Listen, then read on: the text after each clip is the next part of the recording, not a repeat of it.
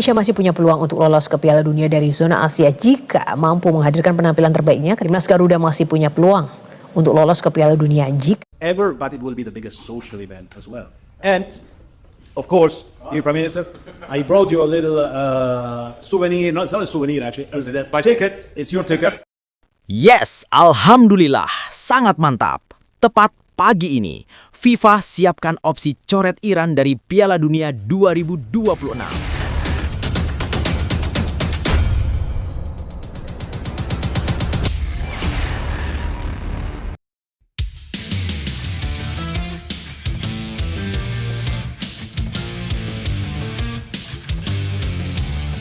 Yes, alhamdulillah, sangat mantap. Tepat pagi ini, FIFA siapkan opsi coret Iran dari Piala Dunia 2026, imbas ketegangan politik antara Iran dan Amerika Serikat. Alhamdulillah, Timnas Indonesia kebagian durian runtuh. Begini syarat Timnas Indonesia bisa gantikan posisi Iran di Piala Dunia 2026. FIFA umumkan keputusan bersejarah untuk publik Indonesia. Luar biasa mantap. Timnas Indonesia dinyatakan lolos Piala Dunia 2026 gara-gara hal ini. Benarkah begitu? Begini faktanya. Tapi, Mimin minta tolong tonton video ini sampai selesai agar tidak ada kesalahpahaman yang terjadi. Dan tak bosan-bosan juga, tolong like dan share video ini ke media sosial kalian agar semua orang tahu apa yang sedang terjadi. Sebelum lebih lanjut bahas kelolosan Timnas Indonesia ke Piala Dunia, mari kita bahas terlebih dahulu info yang tidak kalah menariknya, teman-teman. Seperti kita semua ketahui, sebelum terjun ke Piala Dunia, Timnas Indonesia akan turun di ajang pemanasan bernama FIFA Series. Begini bocoran line-up Timnas Indonesia di FIFA Series 2026 yang bakal menjadi gambaran ketika mentas di Piala Dunia nanti. Audero hingga Kevin Dix jadi andalan menyala bersama John Herdman. Timnas Indonesia bersiap menatap FIFA Series 2026 dengan status tuan rumah dan wajah baru di kursi pelatih. Turnamen yang digelar pada periode FIFA Matchday ini menjadi panggung perdana bagi John Herdman untuk merangkai identitas permainan skuad Garuda. Dengan lawan lintas konfederasi dan kesempatan memanggil pemain abroad secara penuh, komposisi tim terbaik mulai terbaca. Berikut 3 faktanya. Fakta pertama, panggung awal John Herdman bersama skuad penuh diaspora. FIFA Series 2026 menjadi momen penting bagi Timnas Indonesia karena untuk pertama kalinya John Herdman memimpin langsung tim dalam ajang resmi. Digelar pada periode FIFA Matchday, turnamen ini memungkinkan klub-klub Eropa melepas pemainnya sehingga Timnas Indonesia berkesempatan tampil dengan kekuatan nyaris penuh. Situasi ini memberi ruang bagi Herdman untuk langsung menguji kerangka tim ideal tanpa kompromi absennya pemain kunci. Indonesia tergabung satu grup dengan Bulgaria, Kepulauan Solomon, serta Saint Kitts and Nevis. Lawan yang datang dari 3 konfederasi berbeda ini membuat turnamen terasa seperti laboratorium taktik. Herdman dapat menguji ketahanan bertahan, menghadapi gaya Eropa, kekuatan fisik khas Oseania, hingga permainan cepat ala CONCACAF. Dari sini, terlihat bahwa FIFA Series bukan sekedar laga uji coba, melainkan ujian awal visi jangka panjang sang pelatih. Fakta kedua, Emil Audero dan trio bek Eropa jadi fondasi pertahanan. Di bawah Mister Gawang, persaingan mengerucut pada 2 nama, Marten Paes dan Emil Audero. Namun, performa terkini membuat Emil Audero berada di barisan terdepan. Bersama Cremonese di Serie A, ia tampil konsisten sejak datang sebagai pemain pinjaman dari Como. Dalam 17 laga, Emil mencatat 6 clean sheet dan beberapa kali dinobatkan sebagai pemain terbaik pertandingan. Pengalaman di level tertinggi Eropa menjadi nilai tambah yang sulit diabaikan. Di lini belakang, Herdman diprediksi mengandalkan 3 bek sejajar.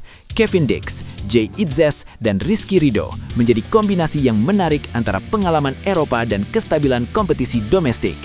Jay Itzes tak tergantikan di Sassuolo, sementara Kevin Dix menjadi starter reguler di Mönchengladbach. Rizky Ridho melengkapi trio ini dengan kepemimpinan sebagai kapten Persija.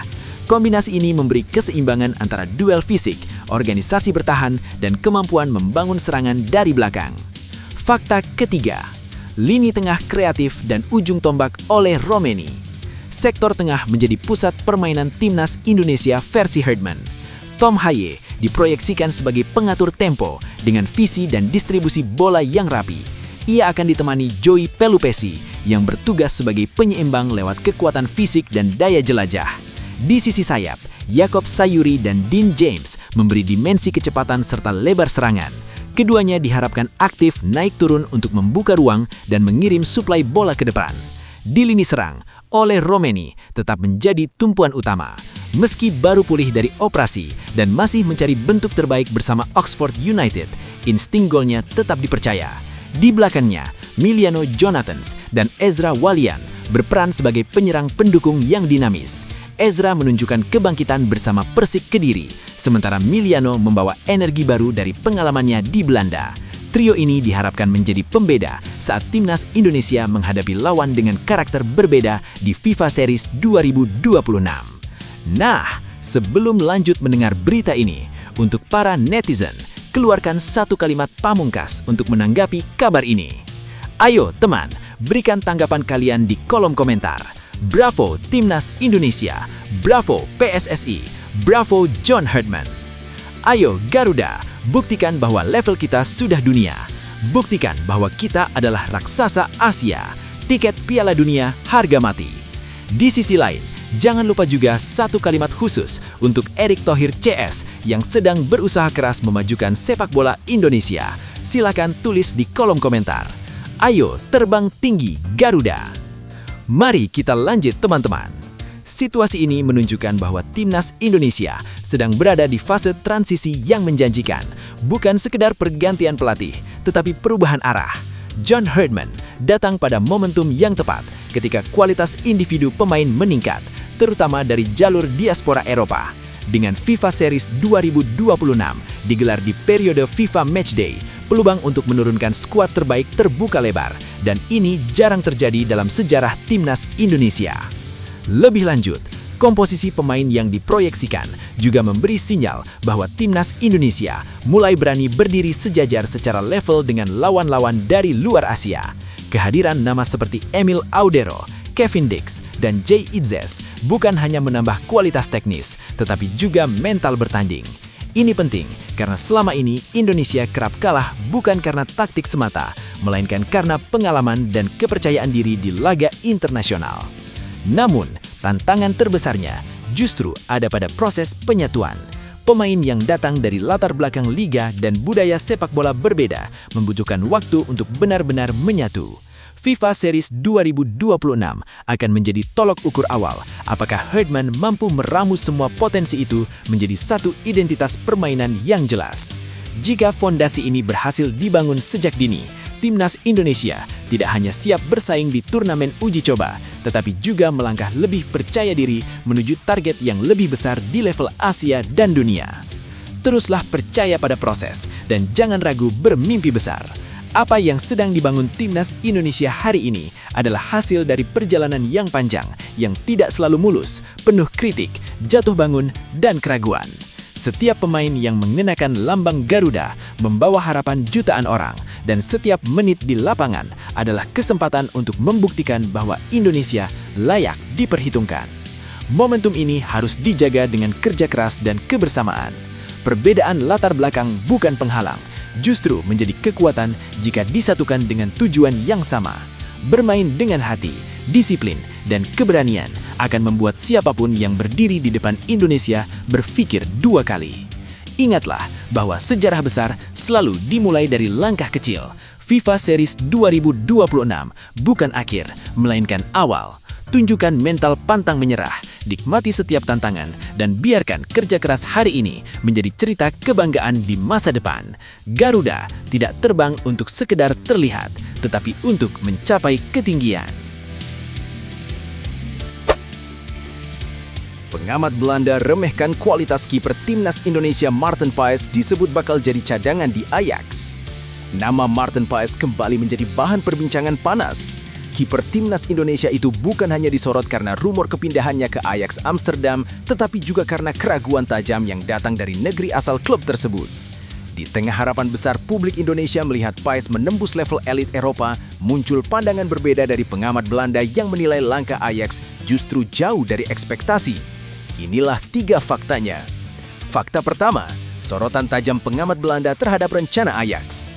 Kabar ketertarikan Ajax Amsterdam terhadap Maarten Paes langsung memancing komentar dari Christian Willaert, pengamat sepak bola Belanda sekaligus jurnalis ESPN.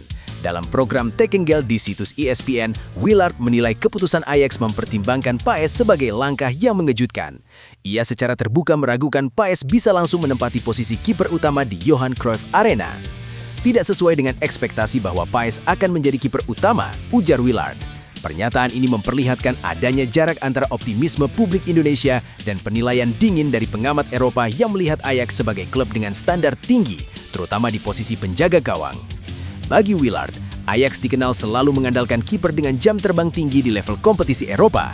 Karena itu nama Paes yang lebih banyak berkiprah di Major League Soccer dinilai belum cukup kuat untuk langsung mengisi peran sentral di bawah mister gawang klub raksasa Belanda tersebut. Fakta kedua, minimnya menit bermain di klub jadi alasan utama keraguan Willaert. Keraguan Willaert tidak datang tanpa dasar.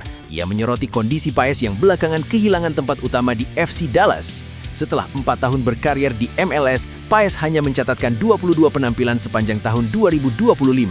Penampilan kompetitif terakhirnya bahkan terjadi pada Juli 2025 saat FC Dallas menghadapi New York City. Paes belakangan tidak menjadi pilihan utama di FC Dallas. Penampilan kompetitif terakhirnya tercatat pada Juli tahun lalu, kata Willaert. Cedera dan status cadangan membuat ritme bermain Paes dipertanyakan, terutama jika harus bersaing di level Eredivisie yang menuntut konsistensi tinggi. Meski demikian, Willaert mengakui Paes tidak sepenuhnya kehilangan sentuhan permainan. Ia masih sempat tampil bersama timnas Indonesia, termasuk di kualifikasi putaran keempat Piala Dunia 2026 pada November 2025. Namun bagi pengamat Belanda itu, belum cukup untuk menjamin Paes siap menjadi kiper nomor 1 Ajax. Fakta ketiga, diproyeksikan hanya sebagai pelapis berpengalaman. Dalam pandangan Willaert, kedatangan Maarten Paes jika benar terwujud lebih ditujukan untuk menambah kedalaman skuad. Ia percaya Ajax tetap akan merekrut satu kiper nomor 1 baru dengan kualitas yang dinilai lebih mumpuni untuk menjadi pilihan pertama. Saya rasa dia tidak akan menjadi kiper nomor 1 Ajax, ungkap Willaert. Ia menambahkan bahwa Paes kemungkinan diposisikan sebagai opsi kedua yang berpengalaman sambil Ajax mencari penjaga gawang nomor 1 baru untuk mengisi peran krusial di musim mendatang. Situasi ini membuat masa depan Paes berada di persimpangan menarik. Di satu sisi, kontraknya bersama FC Dallas akan segera berakhir dan rumor kepindahan ke Persib dan Ajax terus berembus. Di sisi lain, Ajax sendiri belum memberikan pengumuman resmi. Bagi Maarten Paes, perjalanan kariernya kini bukan hanya soal pindah klub, tetapi juga tentang membuktikan bahwa dirinya layak dipercaya di level tertinggi sepak bola Eropa. Lebih lanjut, situasi ini menunjukkan betapa besar jarak persepsi antara harapan publik Indonesia dan cara pandang sepak bola Eropa yang sangat dingin dan berbasis data. Maarten Paes memang dipandang sebagai sosok penting di timnas Indonesia, tetapi di mata pengamat Belanda, status itu tidak otomatis membuatnya layak menjadi kiper utama klub sebesar Ajax. Standar Ajax dibangun dari konsistensi menit bermain, ritme kompetisi dan pengalaman di level tertinggi, sesuatu yang saat ini masih menjadi tanda tanya dalam karier Paes. Pendapat pengamat Belanda juga bisa dibaca sebagai pengingat bahwa rumor besar tidak selalu sejalan dengan realitas teknis. Ajax mungkin melihat Paes sebagai aset berpengalaman dan aman untuk kedalaman skuad, bukan solusi instan. Ini bukan penghinaan terhadap kualitas Paes, melainkan cerminan budaya sepak bola Eropa yang sangat ketat dalam menilai kesiapan pemain. Di sisi lain, situasi ini justru bisa menjadi momentum pembuktian. Jika benar bergabung dengan Ajax, meski sebagai cadangan, Paes berada di lingkungan yang tepat untuk mengasah kembali performa dan mental bersaing. Tekanan dan keraguan seperti ini seringkali menjadi bahan bakar bagi pemain untuk melampaui ekspektasi. Pada akhirnya, opini pengamat hanyalah titik awal, sementara jawaban sesungguhnya tetap akan datang dari performa Paes di lapangan. Keraguan dan kritik adalah bagian dari perjalanan pemain besar. Maarten Paes tidak sampai di titik ini dengan kebetulan, tetapi lewat kerja keras dan konsistensi yang membawanya dari MLS hingga menjadi pilihan utama timnas Indonesia. Jika saat ini ia diragukan, itu justru tanda bahwa level persaingannya semakin tinggi. Posisi cadangan bukan akhir cerita, melainkan awal pembuktian. Banyak pemain besar Eropa mulai dari bangku cadangan sebelum akhirnya dipercaya menjadi tulang punggung tim. Yang terpenting adalah kesiapan mental, disiplin latihan, dan kesabaran menunggu momen. Saat kesempatan datang, hanya satu penampilan meyakinkan yang dibutuhkan untuk mengubah keraguan menjadi kepercayaan. Bagi Paes, setiap kritik seharusnya menjadi bahan bakar, bukan beban. Selama ia terus menjaga fokus, meningkatkan kualitas dan percaya pada proses, opini akan berubah dengan sendirinya. Sepak bola selalu memberi ruang bagi mereka yang tidak menyerah, dan kerja keras yang konsisten pada akhirnya akan menemukan panggungnya sendiri. Teka-teki asisten lokal John Herdman mulai terkuak Bung Binder, sebut nama ex-striker Timnas Indonesia. Posisi asisten pelatih lokal yang akan mendampingi John Herdman di Timnas Indonesia masih menjadi tanda tanya besar. Belum adanya pengumuman resmi dari PSSI membuat ruang spekulasi terbuka lebar. Peran ini dipandang krusial bukan hanya sebagai pendamping teknis, tetapi juga sebagai jembatan antara filosofi kepelatihan Herdman dan karakter sepak bola Indonesia. Dari berbagai pembahasan yang muncul, satu persatu fakta mulai terlihat. Berikut ini 3 faktanya. Fakta pertama, peran asisten lokal dinilai kunci adaptasi Herdman. Kehadiran pelatih lokal bukan sekedar formalitas dalam struktur tim kepelatihan Timnas Indonesia. Sosok ini diproyeksikan menjadi penerjemah ide dan pendekatan John Herdman ke dalam konteks sepak bola nasional. Mulai dari pemetaan kekuatan lawan di Asia Tenggara, hingga pemahaman kultur pemain lokal, peran tersebut dinilai strategis dalam menunjang kerja pelatih kepala asal Kanada itu. Pengamat sepak bola nasional Bung Binder menegaskan bahwa posisi ini adalah kebutuhan mutlak. Ia menyebut Herdman juga sepakat dengan pentingnya kehadiran pelatih lokal. "Gue pikir harus punya pelatih lokal nantinya, dan John Herdman juga sudah setuju," ujar Bung Binder. Menurutnya, asisten lokal memiliki kelebihan karena memahami dinamika sepak bola kawasan, sesuatu yang sangat dibutuhkan Timnas Indonesia dalam persaingan regional dan internasional. Fakta kedua, beberapa nama muncul namun tidak semua tersedia. Dalam pembahasannya, Bung Binder menyebut ada beberapa nama pelatih lokal yang layak dipertimbangkan. Ini kan ada beberapa opsi, ada Kurniawan, ada juga Zulkifli Syukur katanya. Namun, ia juga menekankan bahwa tidak semua nama tersebut realistis untuk mengisi posisi asisten Herdman karena masih memiliki tugas lain. Salah satu nama yang dipastikan kecil kemungkinannya adalah Nova Arianto. Bung Binder menilai Nova masih akan difokuskan menangani Timnas Indonesia U20. Nova kayaknya di U20, ucapnya. Hal ini membuat bursa kandidat semakin mengerucut dan memunculkan satu nama yang dinilai paling siap secara pengalaman dan ketersediaan. Fakta ketiga, Kurniawan Dwi Yulianto dinilai paling ideal. Dari berbagai nama yang beredar, Bung Binder mengarah pada Kurniawan Dwi Yulianto sebagai kandidat terkuat.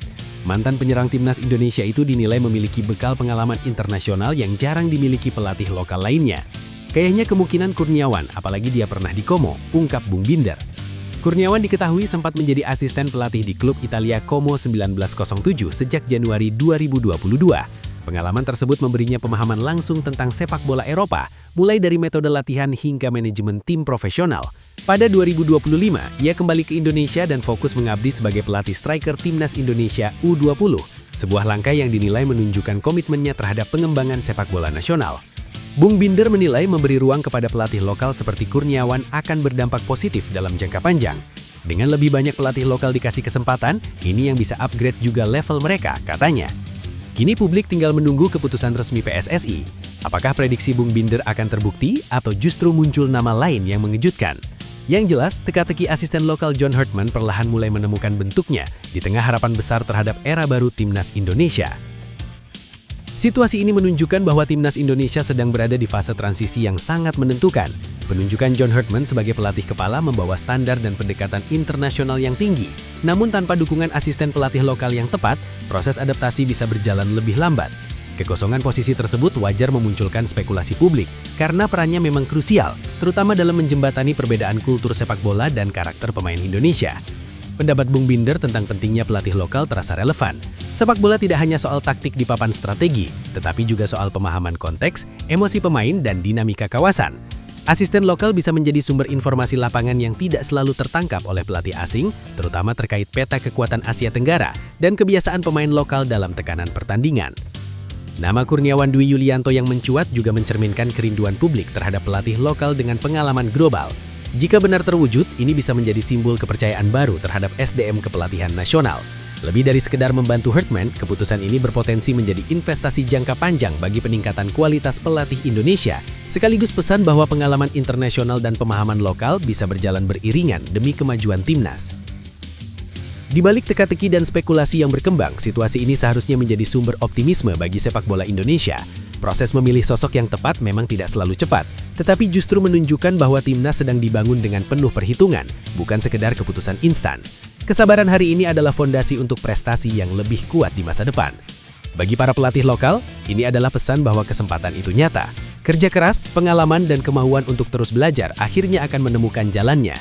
Sepak bola Indonesia butuh orang-orang yang berani naik level, berani belajar dari dunia, lalu kembali mengabdi. Jika kepercayaan itu datang, manfaatnya bukan hanya untuk satu tim, tetapi untuk generasi berikutnya. Untuk supporter, tetaplah percaya dan mendukung. Perubahan besar tidak selalu terlihat dalam satu malam. Selama proses berjalan ke arah yang benar, harapan akan selalu punya alasan untuk hidup. Timnas Indonesia sedang bergerak dan setiap langkah kecil hari ini bisa menjadi lompatan besar di kemudian hari. John Herdman siap sulap keberagaman timnas Indonesia jadi senjata mematikan. Pelatih anyar timnas Indonesia John Herdman datang membawa gagasan besar tentang persatuan di tengah perbedaan. Di skuad Garuda yang dihuni pemain dari beragam latar budaya, suku daerah hingga jalur karir lokal dan diaspora, ia melihat sesuatu yang lebih dari sekedar variasi identitas. Herdman menilai keberagaman itu adalah modal utama untuk membangun tim yang kuat, kompetitif, dan sulit ditebak lawan. Dari sanalah visi besar itu dimulai. Berikut 3 faktanya. Fakta 1. Keberagaman dijadikan pondasi kekuatan tim. Sejak awal menangani timnas Indonesia, John Herdman menegaskan bahwa perbedaan latar belakang pemain bukanlah masalah, melainkan aset. Ia melihat bagaimana pemain yang datang dari berbagai daerah di Indonesia berpadu dengan pemain diaspora yang berkarir di luar negeri sebagai kekayaan karakter dan pengalaman. Menurutnya, jika dikelola dengan benar, perbedaan ini justru bisa melahirkan tim dengan perspektif luas dan mental yang tangguh. Herdman menolak melihat pemain dari asal-usul atau paspor tertentu. Fokusnya adalah pada kualitas manusia di dalam tim dan bagaimana mereka bisa saling memahami. Ia menyampaikan, "Saya tidak melihat paspor, saya melihat orangnya." Bagi Herdman, kekuatan tim akan muncul ketika setiap pemain mau berbagi nilai, latar belakang, dan keunggulan masing-masing demi satu tujuan bersama di atas lapangan. Fakta 2. Kepemimpinan dan kolektivitas jadi kunci utama. Namun, Herdman juga menyadari bahwa keberagaman bisa berubah menjadi kelemahan jika tidak diarahkan dengan tepat. Disinilah peran kepemimpinan menjadi sangat krusial. Ia menekankan pentingnya kolektivitas di ruang ganti agar tidak ada sekat antara pemain lokal dan diaspora. Semua harus merasa menjadi bagian dari satu keluarga besar bernama Timnas Indonesia. Tak hanya di dalam tim, Herdman juga menyoroti peran besar supporter. Ia percaya energi dari ratusan juta pendukung Indonesia bisa menjadi kekuatan tambahan jika disatukan dalam semangat yang sama. Ia mengatakan bahwa nilai dari ratusan juta rakyat Indonesia harus dirangkul secara kolektif. Menurutnya, keragaman akan menjadi kekuatan sejati ketika seluruh elemen tim dan bangsa memilih untuk menjadikannya kekuatan, bukan sumber perpecahan. Fakta 3. Fokus hadapi kalender padat dan tantangan besar. Di tengah visi besarnya, Herdman langsung dihadapkan pada tantangan nyata berupa jadwal kompetisi yang padat. Tahun pertama kepemimpinannya akan diisi dengan berbagai ajang penting, mulai dari FIFA Series, Piala AFF, hingga persiapan menuju Piala Asia. Semua turnamen itu menuntut kesiapan taktik, fisik, dan mental dalam waktu yang tidak panjang. Indonesia dijadwalkan menjadi tuan rumah FIFA Series pada Maret 2026 dengan menghadapi beberapa tim internasional. Setelah itu, skuad Garuda akan berlaga di Piala AFF pada pertengahan tahun sebelum menatap Piala Asia 2027. Bagi Herdman, rangkaian agenda ini bukan sekedar ujian strategi, tetapi juga momentum untuk membentuk identitas timnas Indonesia yang solid, berani, dan bersatu di tengah keberagaman. Lebih lanjut, situasi ini menunjukkan bahwa timnas Indonesia sedang berada di persimpangan penting antara potensi besar dan tantangan nyata. Keberagaman pemain yang dimiliki saat ini adalah kekayaan yang tidak semua negara punya, namun pada saat yang sama juga menuntut kepemimpinan yang kuat dan konsisten. Jika salah kelola, perbedaan bisa melahirkan jarak di dalam tim, tetapi jika diarahkan dengan benar, justru bisa menjadi sumber daya yang membuat timnas Indonesia lebih matang dan sulit ditebak. Kehadiran John Herdman memberi harapan karena ia datang dengan pengalaman mengelola tim multikultural. Cara pandangnya yang menitik beratkan pada manusia bukan asal-usul adalah fondasi yang sehat untuk membangun kebersamaan. Namun, visi besar saja tidak cukup, karena ujian sesungguhnya ada pada implementasi di lapangan, terutama saat tekanan hasil mulai datang dan jadwal kompetisi semakin padat. Dukungan supporter juga akan menjadi faktor penentu. Ketika publik mampu memberi energi positif bukan sekedar tuntutan hasil instan, maka ruang bagi tim untuk tumbuh akan terbuka lebih lebar. Dalam konteks ini, timnas Indonesia tidak hanya sedang membangun skuad untuk satu turnamen, tetapi juga sedang membangun identitas baru yang menuntut kesabaran, kepercayaan, dan keberanian untuk bersatu di tengah perbedaan. Jangan pernah ragu dengan proses yang sedang dijalani. Perbedaan yang ada hari ini bukan penghalang untuk melangkah lebih jauh, melainkan bahan bakar untuk tumbuh lebih kuat. Setiap latar belakang, setiap jalan karir, dan setiap cerita pemain adalah bagian dari mozaik besar yang sedang dibangun bersama. Ingat bahwa tim besar tidak lahir dari keseragaman, tetapi dari kemampuan untuk saling memahami dan saling mempercayai. Ketika fokus diarahkan pada tujuan yang sama dan ego ditinggalkan di belakang, maka kerja keras akan menemukan jalannya sendiri. Tekanan hasil boleh datang, ekspektasi boleh tinggi, namun karakter dan persatuan adalah fondasi yang tidak boleh goyah. Teruslah percaya pada visi, bekerja dalam senyap, dan buktikan di lapangan. Karena pada akhirnya sejarah tidak ditulis oleh tim yang sempurna sejak awal, tetapi oleh mereka yang berani bertahan, belajar, dan bangkit bersama. Bikin John Hartman pusing, Kevin Dix bawa kabar buruk jelang Timnas Indonesia tampil di FIFA Series 2026. Timnas Indonesia tengah bersiap menyambut FIFA Series 2026 yang akan digelar di Jakarta pada Maret mendatang.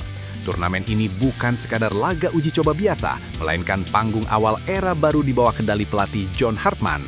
Namun antusiasme publik sebagai tuan rumah justru dibayangi kabar kurang menyenangkan. Sejumlah pemain kunci terancam absen karena cedera dan sanksi disiplin, sehingga persiapan Garuda tidak berjalan ideal. Berikut ini 3 faktanya. Fakta 1, Kevin Dix dan kecemasan dari Eropa. Kabar buruk pertama datang dari Eropa melalui Kevin Dix.